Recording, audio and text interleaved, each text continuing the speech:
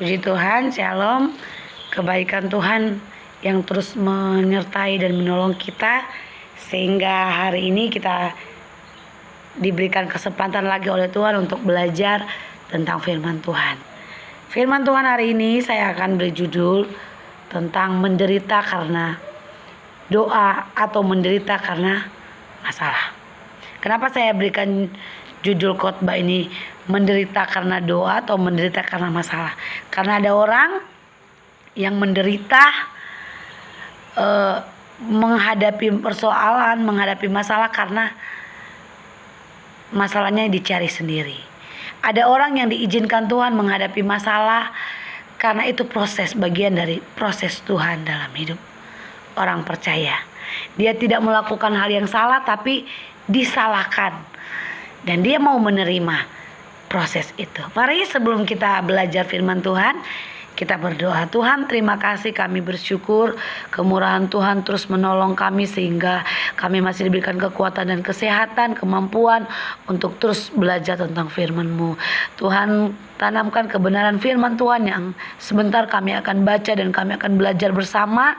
Dan Roh Kudus bekerja berkarya sehingga firman Tuhan yang sebentar kami akan dengar, firman Tuhan yang akan kami baca akan memberkati kami semua. Terima kasih Tuhan, urapi dan pakai hamba-Mu, dan biar firman ini jadi berkat buat kami. Dalam nama Yesus kami berdoa dan bersyukur, haleluya, amin. Oke, puji Tuhan. Firman Tuhan hari ini kita akan belajar bersama-sama dalam 1 Tesalonika pasalnya yang ke-5 ayatnya yang ke-17. 2 ayat ya, kita akan baca sama-sama. Yang pertama di 1 Tesalonika pasalnya yang ke-5 ayatnya yang ke-16, dan Efesus pasal 6 ayatnya yang ke-18. Kita akan baca dulu di 1 Tesalonika pasal 5 ayatnya yang ke-17. Firman Tuhan bunyinya, tetaplah berdoa. Efesus pasal 6 ayat 18, berdoalah setiap waktu di dalam roh, dan berjaga-jagalah di dalam doamu itu dengan permohonan yang tak putus-putusnya untuk segala orang kudus. Puji Tuhan. Setiap kita orang percaya harus selalu punya kerinduan, punya keinginan untuk selalu mencari Tuhan. Kenapa? Karena doa adalah nafas hidup kita orang percaya. Doa harus menjadi kebutuhan hidup kita manusia, orang percaya. Kenapa? Dengan doa kita bisa mampu menghadapi begitu banyak situasi. Hanya dengan kita bisa berdoa, kita akan mampu melewati segala macam tekanan hidup, ujian hidup. Kenapa ada orang-orang yang sampai terjerumus, sampai mengakhiri hidup mereka dengan cara yang tidak benar, karena mereka tidak mampu lagi menghadapi tekanan hidup. Sekali lagi saya katakan, doa adalah kebutuhan hidup kita orang percaya. Firman Tuhan berkata bahwa tetaplah berdoa. Berdoalah setiap waktu di dalam roh, dan berjaga-jagalah di dalam doamu itu dengan permohonan yang tak putus-putusnya untuk segala orang kudus. Saudara, dalam Lukas 18 ayat 1 sampai 8 adalah sebuah pernyataan kasih Tuhan untuk membuat kita memiliki kehidupan doa yang tidak jemu-jemu. Saudara, berdoa sangat dan wajib kita lakukan orang percaya. Ada 3 petunjuk untuk kita tidak berhenti berdoa. Dalam Tesalonika tadi, tetaplah berdoa. Bahkan di Efesus, berdoa setiap waktu, berdoa dengan tidak jemu-jemu. Doa tanpa henti akan membuat hidup kita orang percaya berpindah dari kemuliaan yang satu kepada kemuliaan yang lain. Kenapa kita harus berdoa? Sekali lagi di awal saya katakan tadi bahwa hidup kita orang percaya selama kita masih ada, kita akan banyak melewati yang namanya proses. Ada masalah, ada tekanan hidup, dan kekuatan kita sebagai manusia biasa tidak akan kuat. Kita tidak akan mampu menghadapi begitu banyak proses kalau kita tidak ada dalam Tuhan. Dalam setiap kali kita berdoa, orang percaya harus tahu bahwa Tuhan menginginkan kita berdoa tanpa henti. Karena ada keinginan-keinginan Tuhan di balik doa yang tak pernah putus. Tuhan mau hidup kita terus berdoa. Hidup kita terus bersama dengan Tuhan. Kekuatan doa lah yang membuat kita bisa kuat dan bisa bertahan.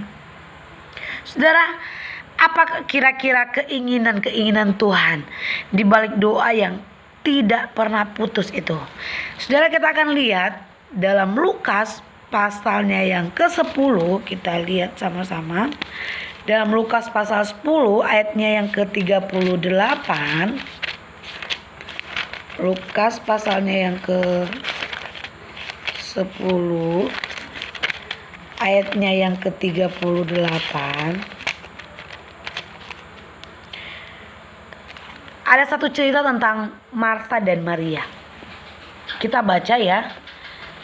Lukas pasal 10 ayat yang ke-38 dikatakan, ketika Yesus dan murid-muridnya dalam perjalanan, tibalah ia di sebuah kampung seorang perempuan yang bernama Marta dan menerima dia di rumahnya. Perempuan itu mempunyai seorang saudara yang bernama Maria.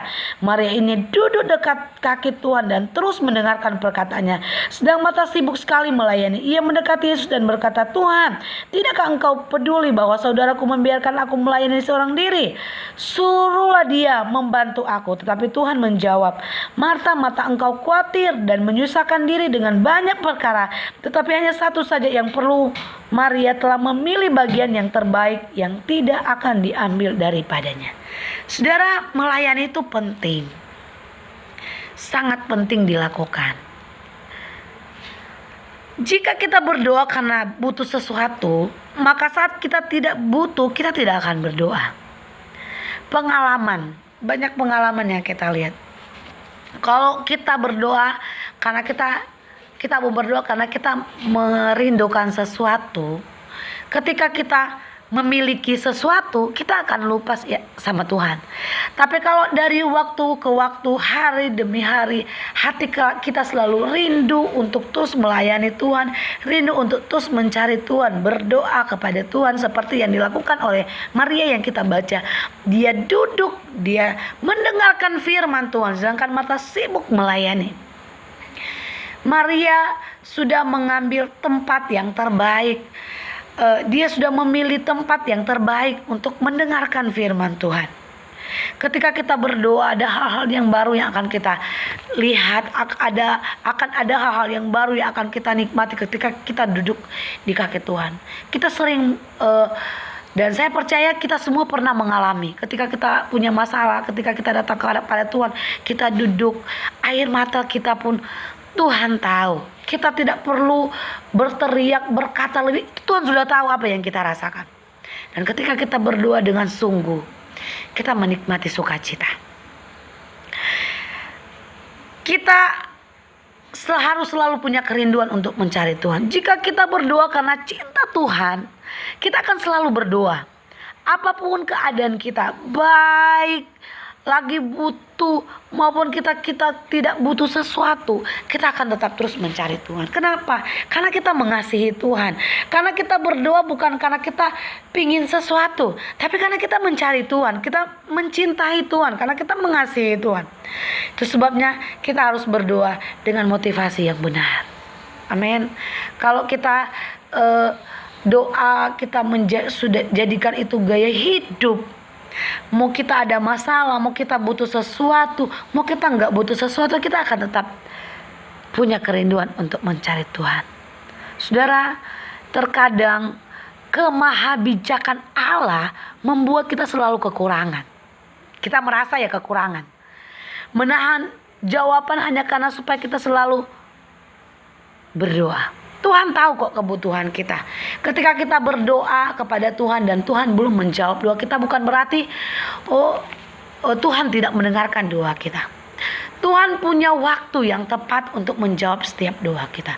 Tuhan punya waktu yang tepat untuk menjawab setiap kerinduan kita.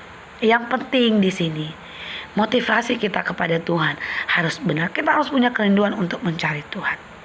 Saudara, keinginan-keinginan Tuhan di balik doa yang tidak pernah putus itu harus kita miliki, harus kita ingat.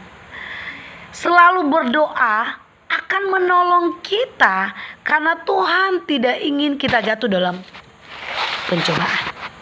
Dalam Matius pasal 26 ayat 41 ada doa dan pencobaan, saudara. Jika kita kurang minat untuk berdoa, berarti kita memilih untuk jatuh ke dalam pencobaan. Saudara, kita lihat dalam Matius pasal 26 ayat 41 dulu. Matius pasal 26 ayat 41. Matius pasal 26 ayatnya yang ke-41.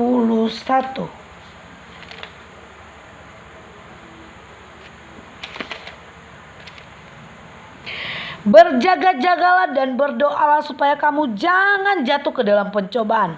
Roh memang penurut tetapi daging lemah. Jika kita kurang minat untuk berdoa, berarti kita memilih untuk jatuh ke dalam pencobaan. Firman Tuhan berkata, berjaga-jagalah dan berdoalah supaya kamu jangan jatuh ke dalam pencobaan. Kekuatan kita, saya katakan tadi bahwa kekuatan kita orang Baik itu di doa. Semakin kita kuat berdoa, semakin kita mencari Tuhan, kita akan melihat kemuliaan Tuhan. Di pelajaran firman Tuhan di bulan yang lalu, kita sudah belajar bersama tentang seorang yang mencari Tuhan ketika mereka mengalami persoalan yang berat. Bangsa Israel ketika berperang melawan bangsa Israel, ketika mereka berperang dan mereka butuh kemenangan, mereka mencari Tuhan. Mereka berdoa kepada Tuhan sehingga mereka boleh melihat mujizat Tuhan. Musa mengangkat tangannya sehingga bangsa Israel bisa mengalahkan orang Amalek. Orang Amalek orang yang kuat, tapi bisa dikalahkan oleh bangsa Israel. Kenapa? Ada tangan Musa yang terangkat tinggi sehingga mereka bisa mengalahkan orang Amalek. Saudara, sekali lagi, doa adalah kekuatan kita. Kita harus terus berdoa untuk kita terus melihat mujizat Tuhan. Selalu berdoa membuat kita bisa kuat untuk memilih jalan menderita bagi Kristus. Dalam Filipi pasal pertama ayat yang ke-29, dalam Filipi pasal yang pertama ayat yang ke-29 dikatakan bahwa sebab kepada kamu dikaruniakan bukan saja untuk percaya kepada Kristus, melainkan juga untuk menderita untuk Dia. Kepada kita itu dikaruniakan bukan saja untuk percaya, bukan cuma untuk percaya, tapi dikaruniakan untuk menderita. Saudara, ada orang yang menderita karena pelanggarannya sendiri, ya kan? Ada yang masuk penjara karena dia berbuat salah. Tapi ada orang yang Tuhan izinkan melewati masalah, dia mengalami masalah sekalipun kalau yang kita lihat, yang dia alami itu bukan kesalahannya dia, tapi Tuhan izinkan dia hadapi. Mungkin dia tidak pernah melakukan ini, tapi dituduh orang melakukan hal ini. Dia dituduh melakukan hal yang salah, tapi sebenarnya dia tidak melakukan. Itu menderita. Yang dimaksud dengan menderita untuk Dia, untuk Tuhan. Kita berusaha untuk menahan keinginan kita untuk marah. Kita berusaha menahan keinginan kita untuk membalas. Karena saya tahu Tuhan izinkan saya hadapi. Tuhan tahu kita mampu. Saya mampu untuk menghadapi semuanya. Tetap percaya kepada Tuhan. Tetap andalkan Tuhan. Tetap berharap kepada Tuhan. Tetap selalu punya kerinduan untuk mencari Tuhan. Sehingga kita akan memiliki kekuatan dari Tuhan. Ada begitu banyak yang saya katakan tadi, ada begitu banyak keinginan-keinginan Tuhan di balik doa yang tidak pernah putus-putus.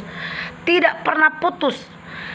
Yang pertama tadi, selalu berdoa adalah sebuah bukti bagi Tuhan bahwa kita memiliki rasa cinta, rasa haus akan Tuhan. Selalu berdoa akan menolong kita karena Tuhan tidak ingin kita jatuh dalam pencobaan. Dan yang terakhir tadi, selalu berdoa membuat kita bisa kuat untuk memilih jalan menderita bagi Kristus. Kita percaya bahwa hari-hari hidup kita selalu ada dalam kasih karunia Tuhan. Ada banyak persoalan yang saya katakan tadi yang kita harus lewati, tapi kita percaya ada tangan Tuhan yang setia menolong kita. Ada tangan Tuhan yang setia mendengarkan seruan kita, sehingga kita akan bisa menghadapi, melewati segala macam penderitaan yang kita hadapi hari-hari ini. Menderita di dalam Tuhan ada kekuatan, ada jaminan yang Tuhan siapkan bagi kita. Puji Tuhan, firman Tuhan saya sampaikan di sini. Saya percaya bahwa ketika kita tertanam di dalam Tuhan, hidup kita selalu punya hubungan dekat dengan Tuhan, selalu mencari Tuhan, kita akan melihat hal-hal yang luar biasa. Kita akan nikmati bersama dengan Tuhan. Puji Tuhan, firman Tuhan saya sampaikan di sini, dan kita akan menantikan kemuliaan Tuhan di saat kita membutuhkan pertolongan Tuhan. Amin, firman-Nya. Tuhan memberkati.